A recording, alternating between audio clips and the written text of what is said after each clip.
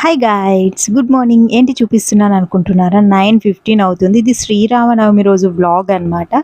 So ఈ mini vlog మీకు నచ్చుతుంది.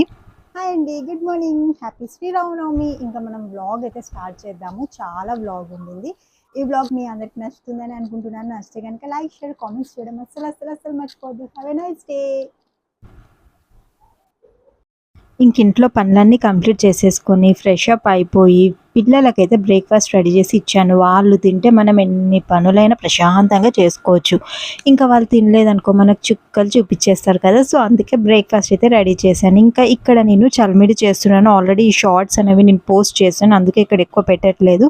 నేను ఏ పండగకైనా మ్యాక్సిమం చల్మిడి పులిహోరని అయితే చేస్తానండి. అది చింతపండు పులిహోరన, మామిడికాయ పులిహోరన అని ఉండదు.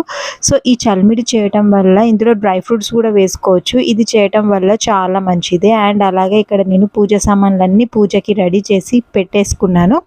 నైవేద్యాలు అయిపోయాయి అనుకోండి, దేవునికి నైవేద్యం చూపించేసేసుకొని ఇంకా మనము పూజ చేసేసుకోవడమే అనమాట. ఇక్కడైతే నేను మామిడికాయ పులిహోర చేస్తున్నాను.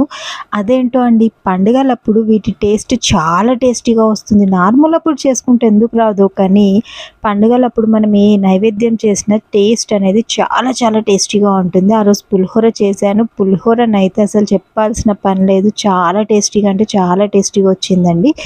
ఇంక ఇక్కడ చూసారా, నైవేద్యాలన్నీ అయిపోయాయి. ఏమేమి చేశాను అంటే చల్లిమిడి చేశాను, వడపప్పు, పానకము, పులిహోర చేశాను. మంచిగా పిండి దీపాలతోనైతే దీపం అయితే పెట్టేశాను. సో ఇలాగ పూజ చేసేసుకుంటే ఎంత ప్రశాంతంగా ఉంటుంది కదా, అది కూడా పండుగ పూట. ఈ కుండలో అయితే నేను పానకం చేశానండి, చాలా చల్లగా ఉండింది.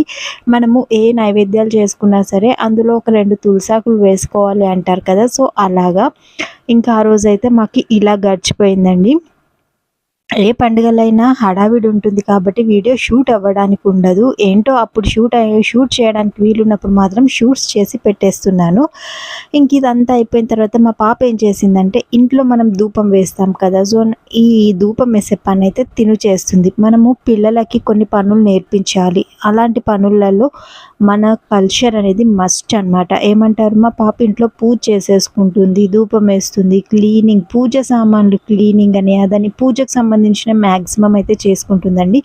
ఏదైనా టెంపుల్కి వెళ్ళినా కూడా తన వరకు తను హ్యాపీగా అన్నీ ఎంజాయ్ చేస్తుంది. తనకి టెంపుల్స్ అంటే ఇష్టం అనమాట.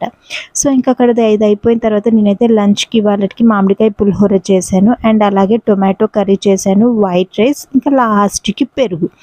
ఇంకా మంచిగా తినేసి నేనైతే టీవీ చూస్తూ కూర్చున్నాను. ఇంక ఇక్కడ మా పిల్లలు తిన్నది అరగాలి కదా, దానికోసం ఏవో యాక్టివిటీస్ అనేసి అయితే స్టార్ట్ చేశాడు. వీడు ఏం చేశాడు ఏంటి అనేది అయితే నేను నెక్స్ట్ వ్లాగ్లో పెడతాను.